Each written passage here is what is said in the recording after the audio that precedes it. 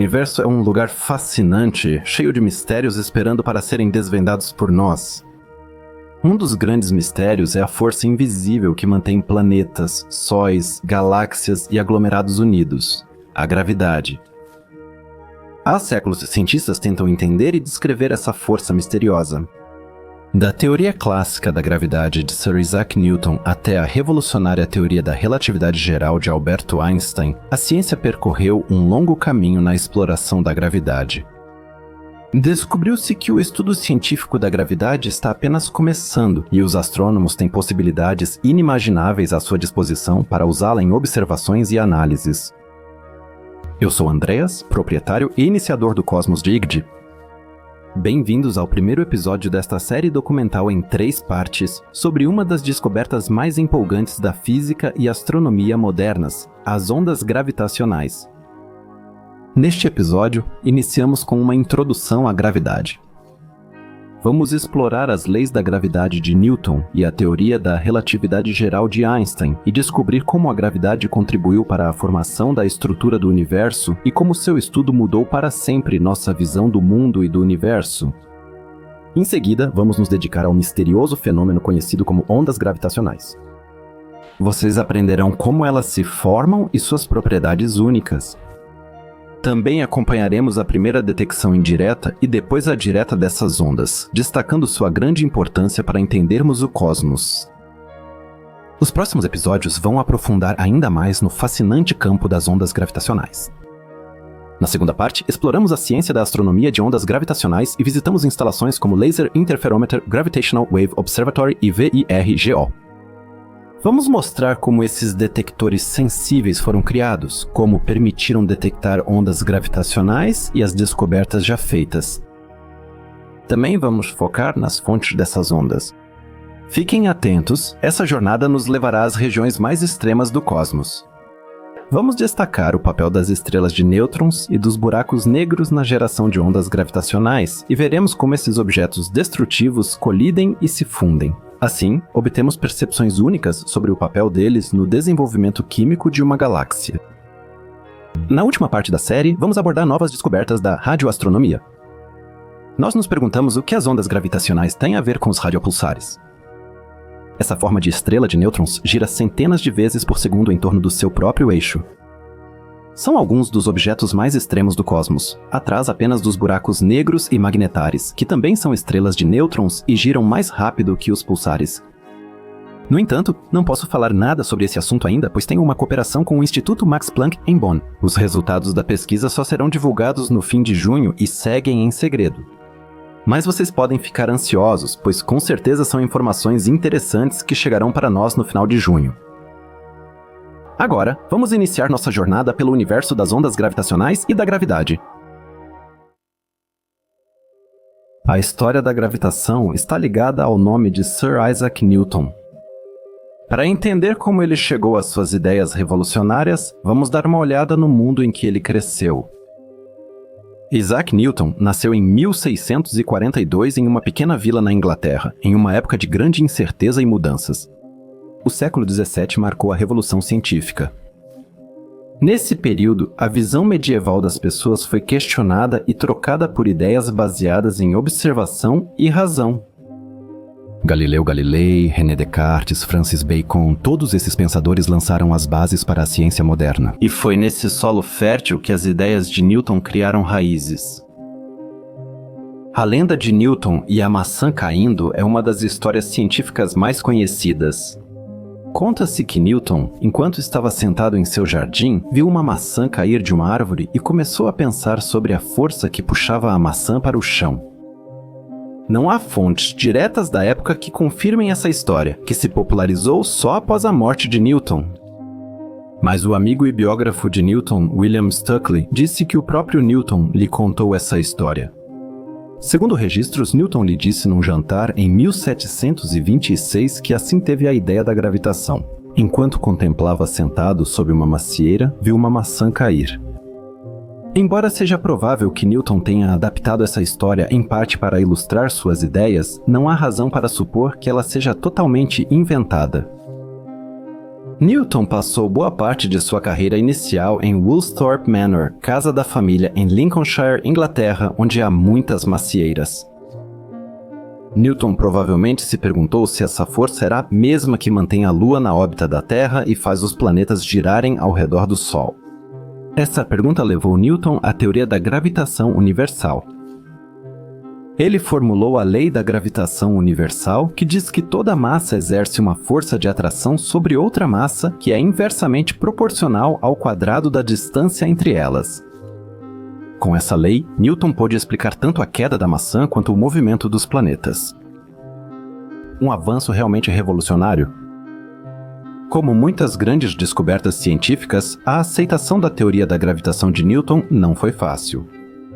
Apesar do rápido reconhecimento dos princípios matemáticos da filosofia natural, ou Principia, também surgiram céticos.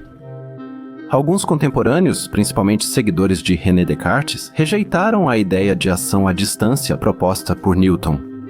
Eles não conseguiam aceitar que corpos pudessem se influenciar mutuamente sem estarem em contato por meio de um meio ou substância. Porém, a teoria de Newton previa o movimento dos planetas e outros fenômenos com precisão superior às demais teorias da época.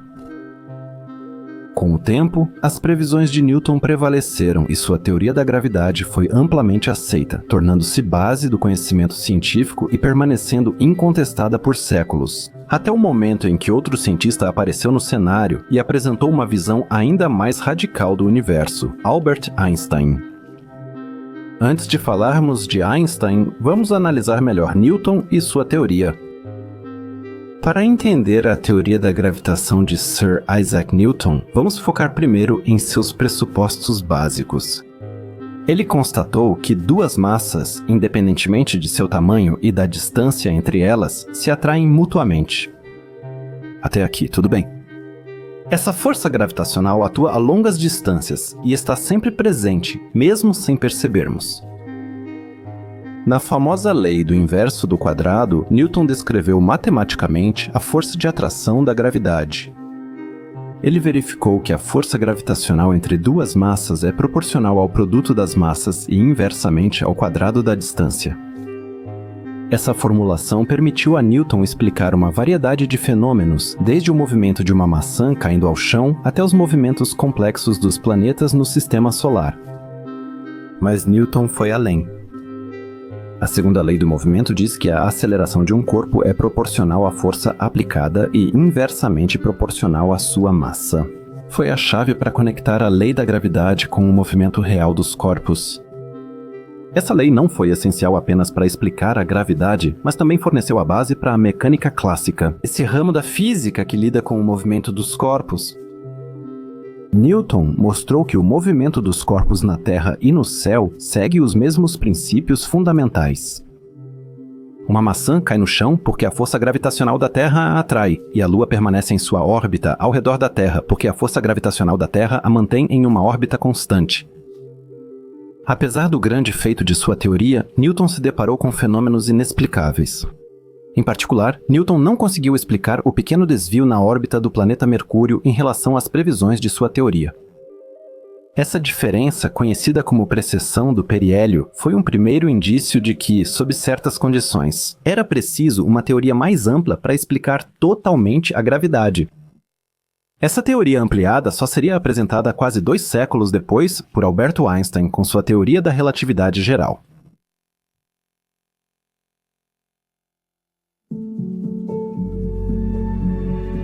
Nossa jornada pela história da gravidade agora nos leva ao início do século XX. Essa era foi marcada por profundas mudanças sociais e avanços científicos revolucionários. À frente disso estava Albert Einstein, cujo nome e trabalho mudaram para sempre a física e a nossa compreensão do universo. Albert Einstein iniciou a teoria da relatividade geral em 1907 e a finalizou em 1915. Esses 8 anos de pesquisa e descobertas aconteceram em uma época de incerteza mundial e de profundas descobertas científicas. Era a era da mecânica quântica, uma época em que os físicos começaram a desvendar as leis estranhas e muitas vezes contraditórias que governam o mundo dos átomos e subpartículas. Esse período também foi marcado pelos horrores da Primeira Guerra Mundial, um dos conflitos mais mortais da história, que mudou para sempre o mundo. Em meio a esse caos, Einstein passava seu tempo entre a agitada Berlim e a tranquila Praga, distante dos campos de batalha, mas fortemente afetado pelas mudanças sociais e políticas ao redor. Nesse clima de mudanças e descobertas, Einstein se fez uma pergunta que talvez nunca tivesse passado pela cabeça de ninguém antes. Eu pergunto sobre a queda livre? Ela estava no centro de seu pensamento. De acordo com a física newtoniana, alguém que pula de um telhado sentiria que está acelerando porque a gravidade o puxa para baixo. Mas Einstein percebeu que se você ignorar outros fatores, como a resistência do ar, na verdade não sente que está caindo. Você sentiria como se estivesse flutuando. Esse experimento mental levou Einstein ao princípio da equivalência, a ideia de que é impossível distinguir entre os efeitos da gravidade e os da aceleração.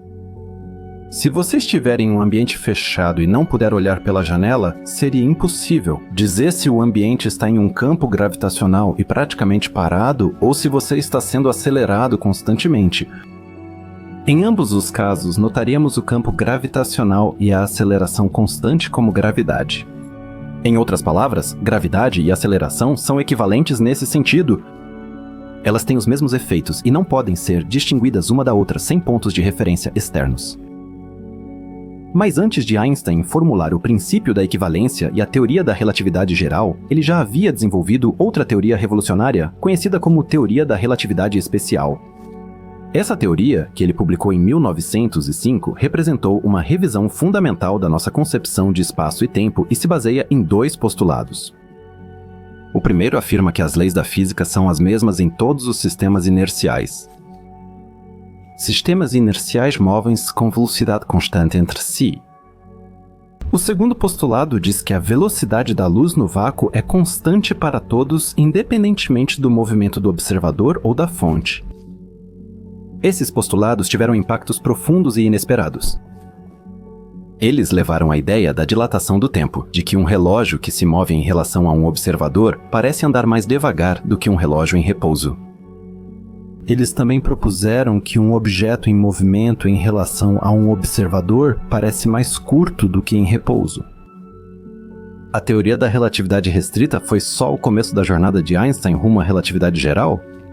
Ela estabeleceu as bases para entender espaço e tempo, preparando o caminho para sua revolucionária reformulação da gravidade.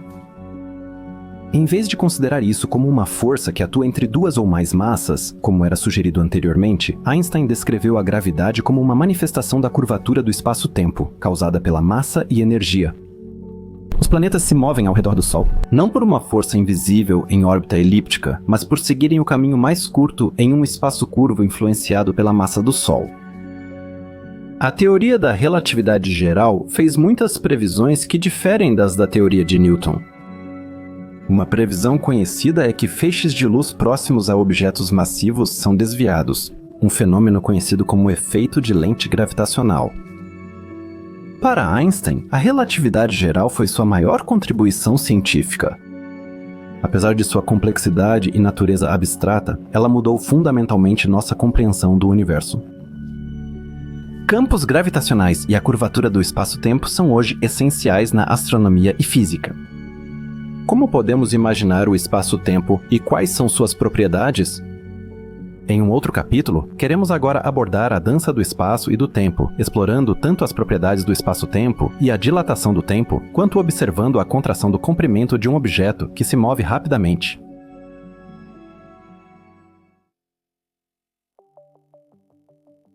Para compreender a complexidade e o aspecto difícil de imaginar dos campos gravitacionais e do espaço-tempo, é indispensável que embarquemos em uma jornada profunda até o coração da teoria da relatividade geral, obra extraordinária de Albert Einstein que ainda define nossa compreensão da realidade física. Nesse contexto, espaço e tempo, antes vistos como distintos, se unem em um contínuo quadridimensional. Esse contínuo, o espaço-tempo, é o palco e base do universo, onde ocorrem todos os eventos cósmicos. Desde a época da física clássica newtoniana, que moldou o nosso entendimento fundamental da gravidade por muitos séculos, até a avançada teoria da relatividade geral, nossa concepção sobre o que é um campo gravitacional e como ele atua evoluiu de forma dramática. Na física newtoniana, o campo gravitacional era visto como força entre duas massas. Todo objeto com massa gera um campo gravitacional, e qualquer outra massa nesse campo sente uma força de atração que é proporcional ao tamanho da massa e inversamente proporcional ao quadrado da distância. Esse conceito clássico funciona muito bem na maioria das aplicações práticas.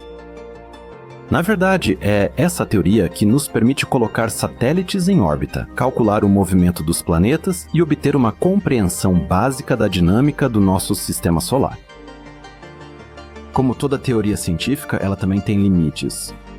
Esses limites foram revelados pelas observações perspicazes e reflexões profundas de Albert Einstein, que apresentou uma perspectiva totalmente nova sobre o campo gravitacional e seu funcionamento. Por isso, uma previsão impressionante da teoria da relatividade geral foi que grandes massas poderiam alterar a trajetória da luz.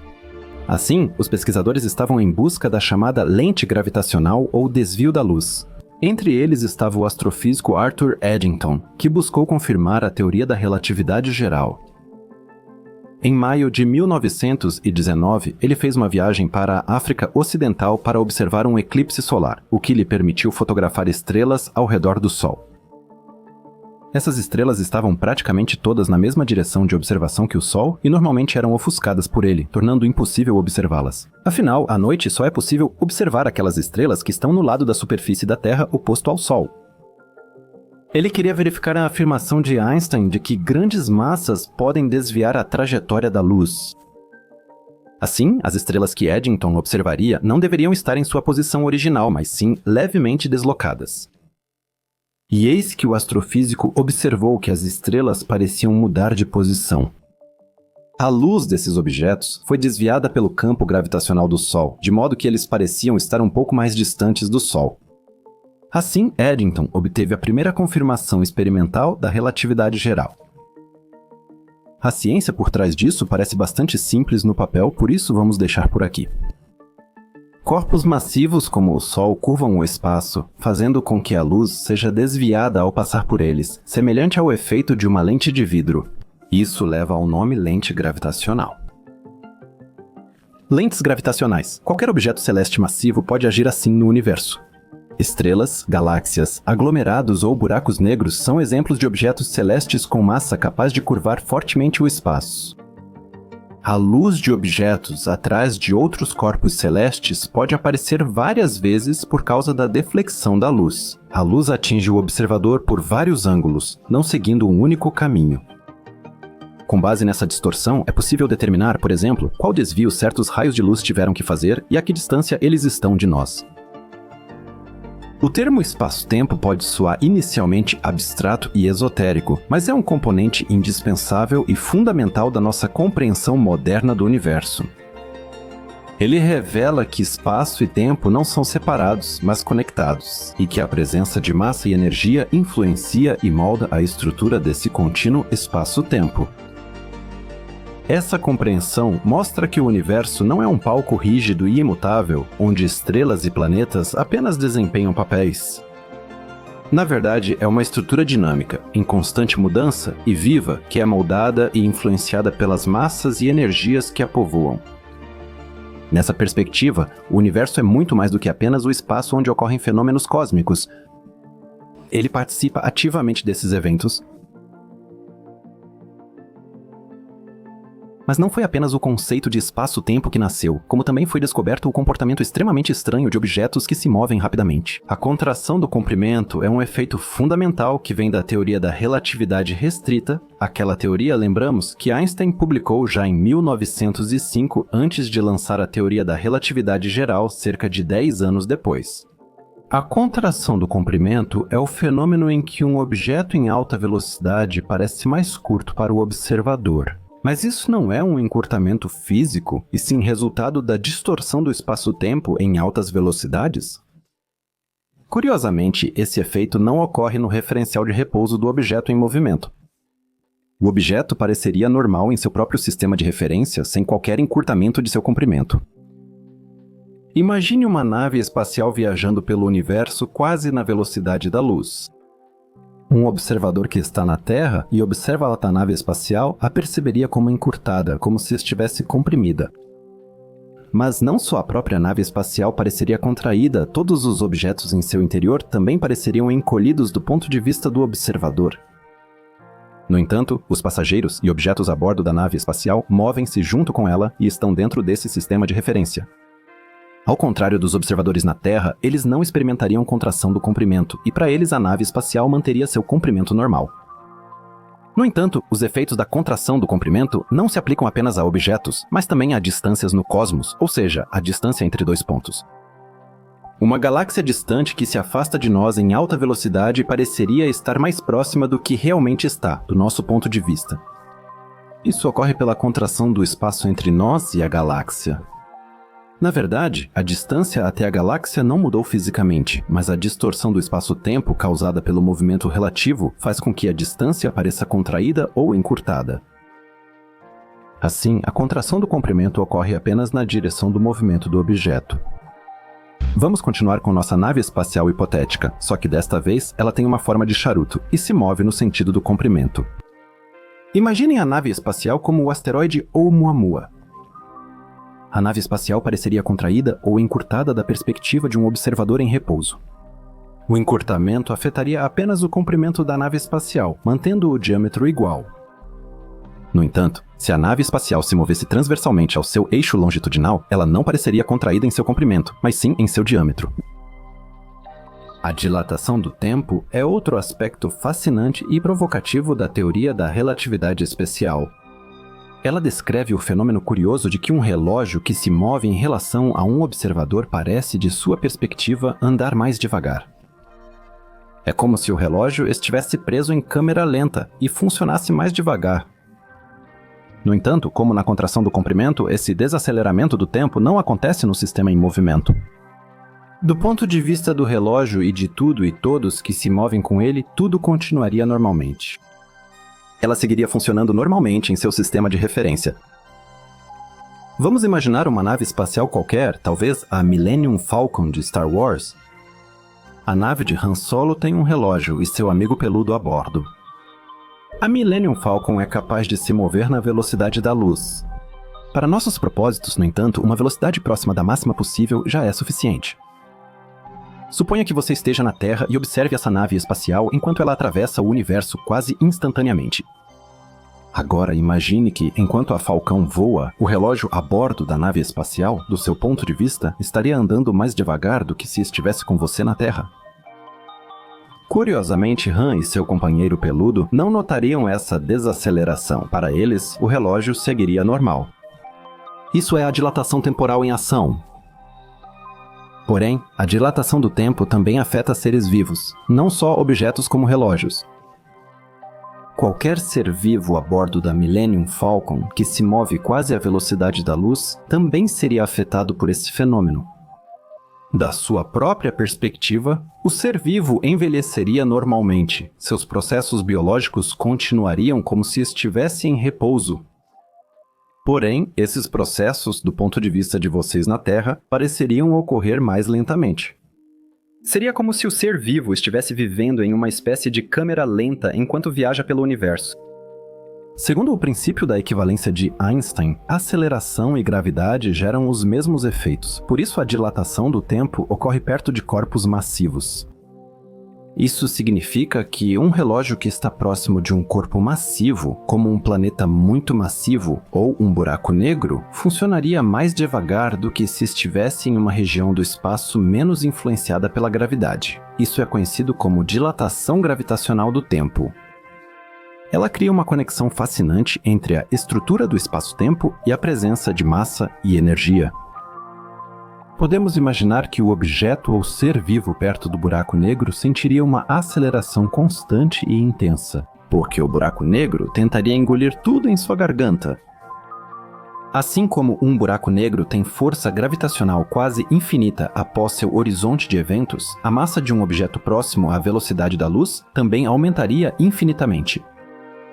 Por isso, provavelmente nunca será possível acelerar algo à velocidade da luz, já que isso exigiria energia infinita ou mais do que o universo pode fornecer. A princípio, a contração do comprimento e a dilatação do tempo parecem muito estranhas e contrariam nossas experiências diárias. Imaginar esses efeitos é muito difícil, e no entanto, eles são componentes sólidos e confirmados da nossa realidade cósmica. Antes que eu esqueça, vocês ainda lembram da precessão do periélio de Mercúrio? Por muito tempo, ela foi vista como uma anomalia na astronomia, sem explicação pela gravitação de Newton. Einstein se dedicou a esse fenômeno e tentou descrever essa anomalia. Mercúrio é o planeta mais próximo do Sol e o menor do Sistema Solar. Sua distância do Sol varia entre 40 e 6,70 milhões de quilômetros. Isso causa grandes variações de temperatura na superfície, chegando a 430 graus Celsius de dia e menos 180 graus Celsius à noite. Mercúrio tem uma atmosfera muito fina, composta por átomos que são soprados para o espaço pelo vento solar. Sua superfície está coberta de crateras, pois não há erosão causada pelo vento nem qualquer tipo de reciclagem de sua superfície como ocorre na Terra. Um ano em Mercúrio dura cerca de 88 dias terrestres e ele gira 3 vezes em torno de seu próprio eixo a cada volta ao redor do Sol. Newton não entendeu a precessão do periélio do planeta mais interno, cuja órbita gira lentamente ao redor do Sol. Segundo Newton, a órbita de um planeta seria uma elipse perfeita e imutável com o tempo. Porém, observações de Mercúrio revelam que sua órbita apresenta uma rotação lenta, chamada precessão do periélio. Essa rotação é pequena, cerca de 43 segundos de arco por século, mas gera uma diferença de 12 quilômetros. Einstein explicou esse fenômeno. Segundo a teoria geral da relatividade, a massa do Sol curva o espaço-tempo e afeta o movimento dos planetas. Mercúrio, por estar perto do Sol, se move em uma área do espaço-tempo bastante curvada. Essa curvatura faz com que a órbita de Mercúrio não seja uma elipse perfeita, mas gire lentamente com o tempo. Essa é a precessão do periélio comprovada por diversas observações. Além da deflexão da luz, havia a precessão do periélio de Mercúrio, uma das primeiras grandes verificações da teoria da relatividade geral de Einstein, e ela se mostrou notavelmente bem-sucedida. Isso consolidou a teoria da relatividade geral como o modelo mais preciso e abrangente da gravidade que temos, especialmente em situações em que a gravidade é forte o suficiente para causar uma curvatura significativa do espaço-tempo. A partir dessas mudanças revolucionárias e das consequências da teoria de Einstein, físicos e astrônomos agora tinham uma ideia quase perfeita de como a gravidade funciona. Como toda ciência, eles quiseram ir além e se perguntaram como os campos gravitacionais se propagam. Eles apenas aparecem no universo e agem de imediato, ou há um mecanismo que explica sua atuação de A a B? A busca pelas causas não levaria os cientistas apenas a outra descoberta muito empolgante, mas também a um conhecimento literalmente universal. Então, antes de chegarmos ao funcionamento concreto da gravidade, vamos fazer uma pequena viagem pelos maiores corpos do universo e começar bem do início com o Big Bang.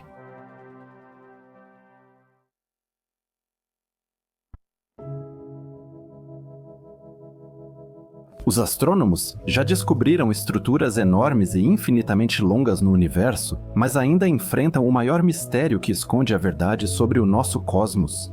Como tudo chegou ao que vemos agora? Quais eventos levaram à formação dos filamentos? Superaglomerados de galáxias e seus incontáveis grupos de estrelas? No modelo padrão da origem do universo, existe a teoria aceita pela maioria dos cientistas de que o universo surgiu por meio de uma espécie de Big Bang. No entanto, isso não é exatamente uma explosão, mas a expansão do universo a partir da singularidade original. Matéria e radiação atravessam o espaço, mas quanto mais distantes, maior esse efeito. Elas são, por assim dizer, arrastadas pela expansão como um barco em um rio. Por isso, o termo fluxo de Hubble descreve bem a expansão do cosmos. Mas vamos voltar ao Big Bang. Frações de segundo depois, já havia irregularidades na distribuição da matéria do universo observáveis parcialmente pela radiação cósmica de fundo em micro-ondas. uma radiação na faixa das micro-ondas que preenche todo o universo e tem cerca de 380 mil anos após o Big Bang. Ela é uma espécie de impressão digital da distribuição da matéria no universo. Isso formou aquela estrutura filamentar do universo que já conhecemos e que não precisamos repetir aqui. Essas irregularidades se explicam pelas variações de temperatura da radiação de fundo. Elas aparecem nesta imagem da sonda Wilkinson Microwave Anisotropy Probe, que observou a radiação cósmica de fundo de 2001 a 2010. A imagem mostra áreas vermelhas, verdes e azuis. O vermelho corresponde a temperaturas mais altas e, portanto, regiões de maior densidade de matéria, enquanto as áreas azuis são regiões de baixa temperatura com densidade de matéria muito baixa. As áreas vermelhas e verdes podem ser entendidas como uma espécie de precursor da teia filamentar cósmica. Nesses pontos, acumulou-se mais matéria que nos campos azuis. Das manchas azuis surgiram os vazios entre aglomerados e superaglomerados de galáxias, chamados voids. Resumindo, toda a estrutura do universo, seja o Grande Atrator, a Grande Muralha de Sloan ou a Grande Muralha de Hércules, Corona Borealis já estavam gravadas no universo apenas 380 mil anos após o Big Bang. Elas são a impressão digital do nosso cosmos. Sem grandes dificuldades, reconhecemos a causa de tudo isso. Gravidade. Ela é o componente que permeia tudo e é responsável pelas estruturas do universo. A gravidade faz estrelas e galáxias orbitarem e nuvens de gás interestelar colapsarem, iniciando a fusão nuclear e formando estrelas que fundem hidrogênio em hélio. Estrelas mais massivas criam elementos mais pesados do sistema periódico. A gravidade permitiu que nosso planeta se formasse há 4,5 bilhões de anos. Ela retém moléculas de oxigênio, nitrogênio e dióxido de carbono no planeta e mantém aceleração constante de 1g, que nós experimentamos como gravidade sob nossos pés e em todo lugar ao nosso redor. Mas como seria um universo sem gravidade, um cosmos onde as coisas não se atraem?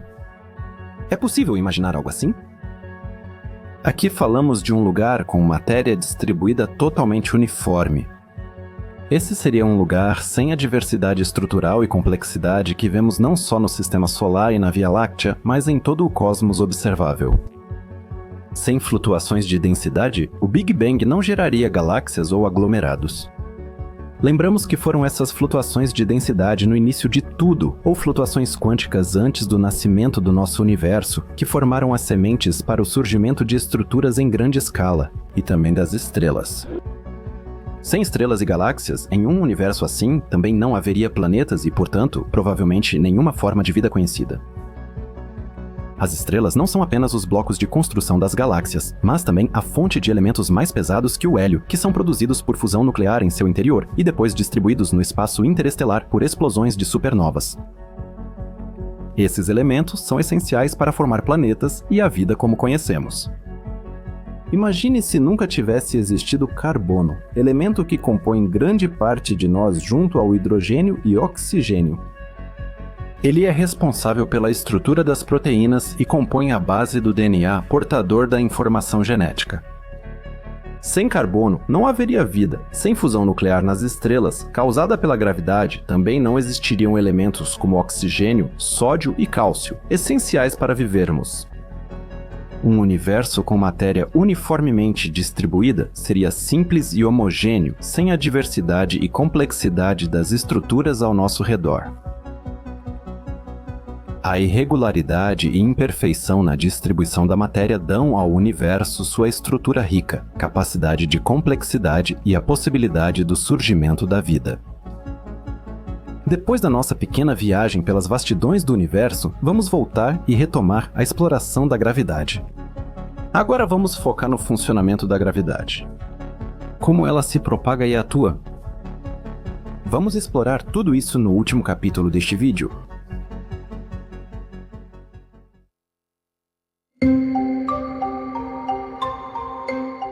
A teoria da relatividade geral fez e continua fazendo muitas previsões que, ao observar o universo e os eventos que nele ocorrem, frequentemente levaram a resultados esperados. Até hoje, os físicos conseguem fazer observações que foram previstas por ela. E mais uma previsão também foi feita por Albert Einstein em um dia 22 em junho de 1916 em trabalho intitulado Integração Aproximada da Equação de Campo da Gravitação, Ondas Gravitacionais.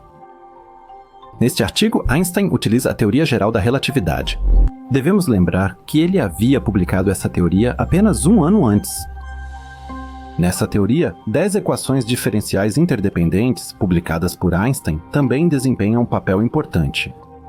Elas descrevem como a matéria e a energia curvam o espaço-tempo. No artigo de 1916, Einstein buscou soluções para essas equações.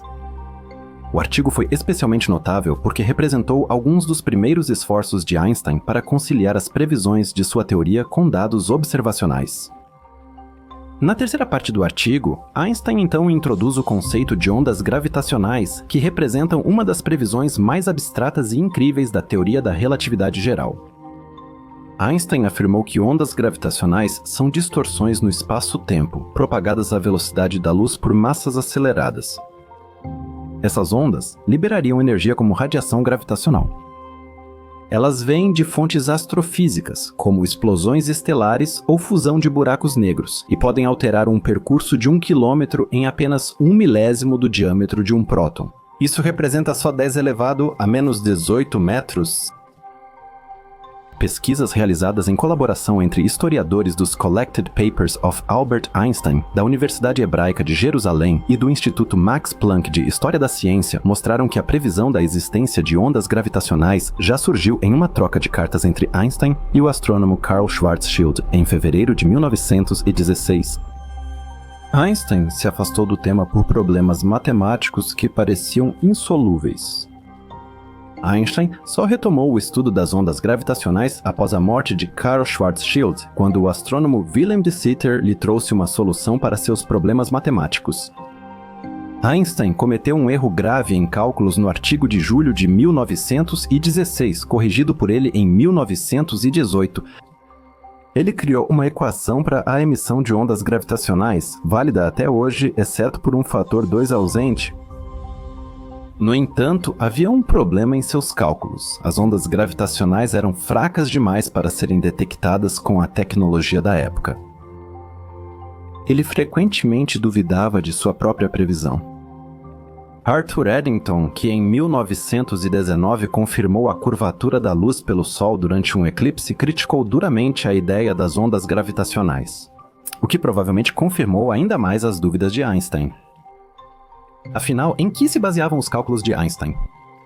Sua teoria das ondas gravitacionais baseou-se na teoria de Maxwell sobre o campo eletromagnético.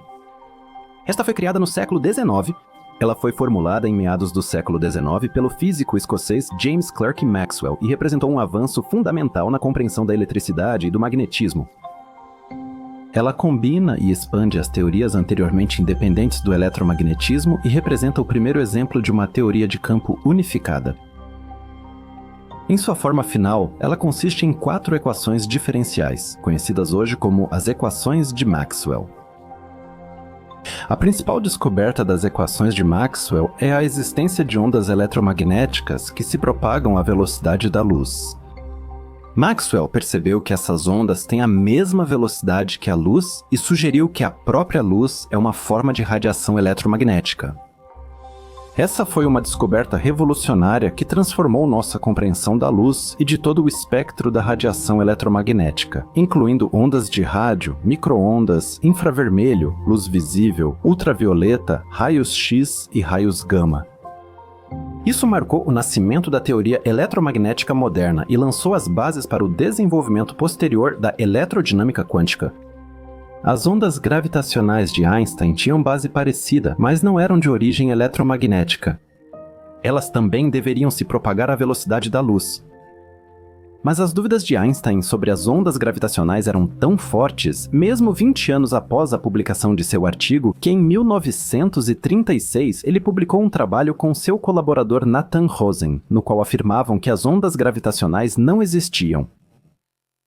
No entanto, um revisor encontrou um erro em sua argumentação, de modo que o trabalho acabou sendo publicado em outra revista com resultados diferentes.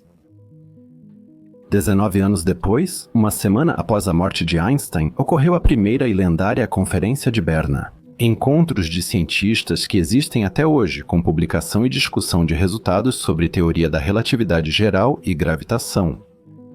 Lendária porque nela os resultados de Einstein foram intensamente debatidos. Um marco no debate sobre o legado intelectual de Einstein foi a conferência de 1957 em Chapel Hill, Carolina do Norte. Os trabalhos teóricos do físico britânico Hermann Bondi e o experimento mental Sticky Bit de Richard Feynman foram decisivos aqui.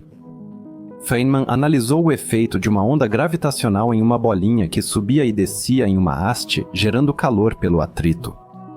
Formou-se um consenso geral de que as ondas gravitacionais realmente existem e transportam energia. As primeiras tentativas de detectar os efeitos minúsculos das ondas gravitacionais foram feitas por Joseph Weber, na Universidade de Maryland.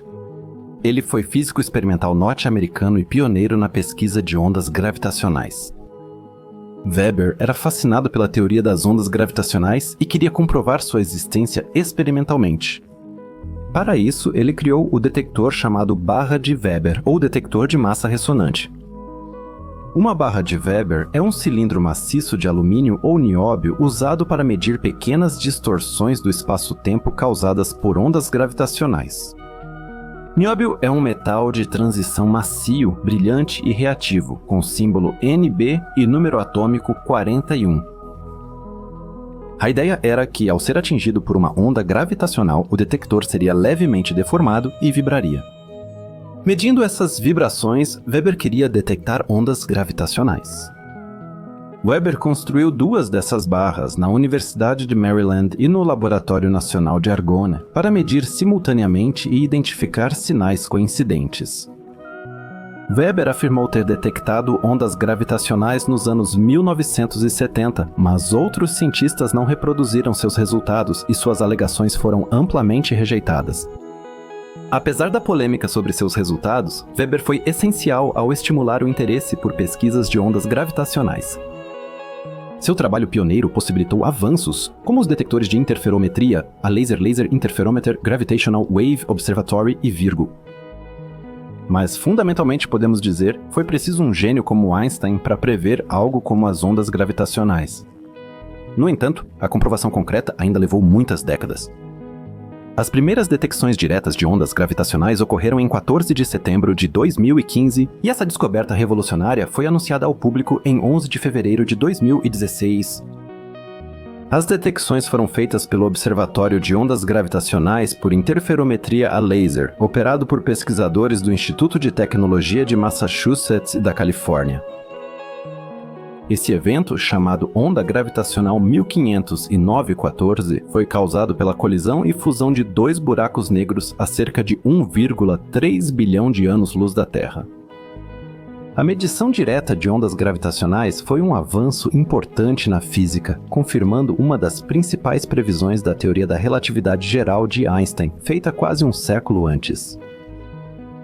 Em 1916, pelas previsões de Einstein, cientistas já sabiam o que esperar das ondas gravitacionais.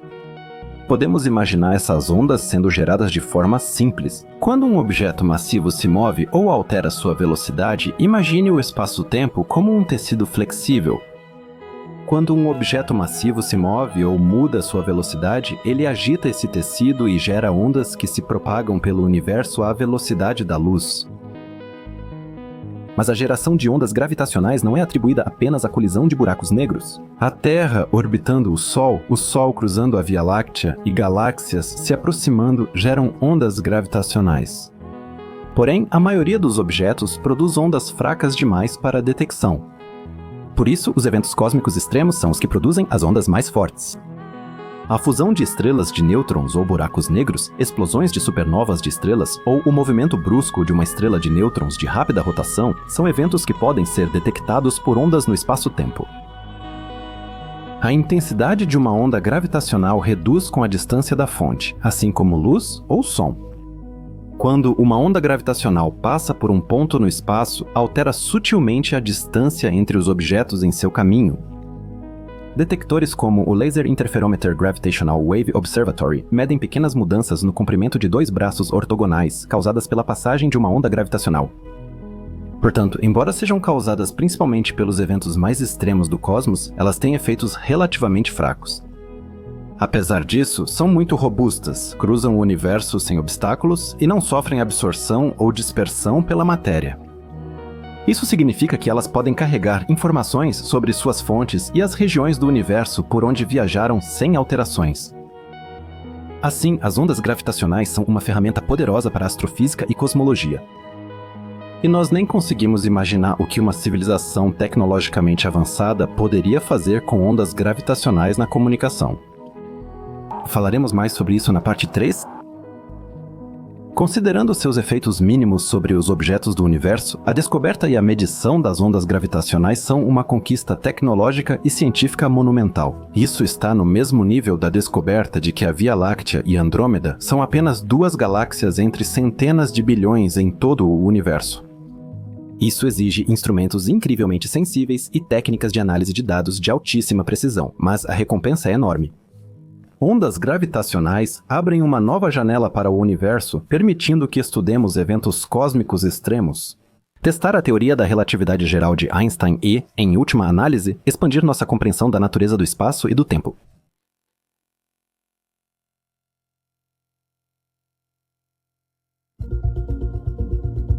Hoje relembramos o passado e analisamos os ensinamentos de Newton e a revolução da relatividade geral de Einstein. Ambos os cientistas influenciaram nossa compreensão da física e das conexões entre o universo e suas diferentes escalas.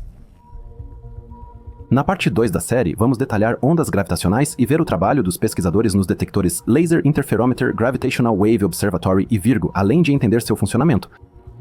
Como as ondas gravitacionais são medidas e quais equipamentos são necessários? Quais objetos celestes existem e quais eventos tão extremos causam perturbações mensuráveis no tecido do espaço-tempo?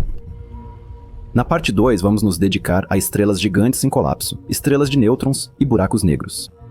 A fusão dessas 2 últimas classes de objetos é tão incrível que ainda não foi totalmente compreendida. Nós observamos o que acontece na fusão de 2 estrelas de nêutrons, de uma estrela de nêutrons com um buraco negro ou até mesmo de 2 buracos negros. O que são esses objetos e o que ocorre na fusão? Qual o papel das ondas gravitacionais antes e após a fusão? Quais os resultados dessa colisão? Na parte final da série, analisaremos os resultados mais recentes das pesquisas do PAPER, publicados mundialmente por cientistas do Instituto Max Planck.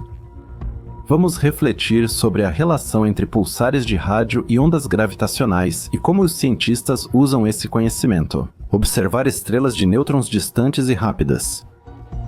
Recomendo minha série Até os Limites do Universo, caso ainda não tenha visto. O supercut das partes 1 a 3 de Até os Limites do Universo está nos créditos finais. Desejo tudo de bom, vida longa e paz. Tchau.